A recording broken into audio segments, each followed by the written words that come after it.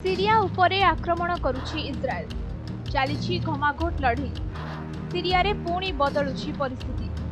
इस्राएल पुणी सीरिया देश उपरे आक्रमण करिछि। ए आक्रमण रे 6 जण लोकक मृत्यु होई सारिछि। इस्राएल तरफरु मिलिथिबा सूचना अनुसार प्रथमे इस्राएल उपरकु सीरिया रे थिबा फोर्स गुली चालना करथिले। यार जवाब देबाकु जाई इस्राएल मध्य गुली वर्षा करथिला। ए आक्रमण रे 6 जण लोकक जीवन जाइथिला। तेबे इस्राएल प्रथमरु ही अल जुलानी को विरोध करि आसुछि। एपरिकी अमेरिका मध्य अल जुलानी को सीरियार मुख्य भावे देखु नथिबा स्वीकार करथिला। अन्यपटे इस्राएल और अमेरिका अनेक दिनरु मिलित भावे काम करुछन्ति। एणु इस्राएल मध्य अल जुलानी को नेता भावे स्वीकार करू नथिबा आशंका उपजुथिला। तेबे इस्राएल निकटरे एने एक बड़ घोषणा करिछि।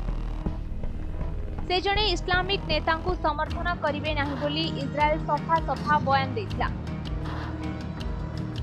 तेबे केवल अल जुलानी नुहे बसरल को मध्य एई देश आरंभरु विरोध करथिला। तेबे से जहा हेउ पुणी सीरिया उपरे इस्राएल आक्रमण करछि।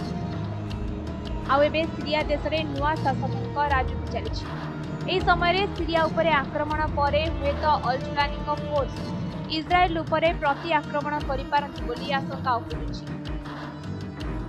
अन्यपटे इस्राएल मध्य सीरियार एक अंचल को कब्जा कर सारी। बसरल पतन पर यह अंचल रे इस्राएल देशर सैन्य बसवास करछन्ति।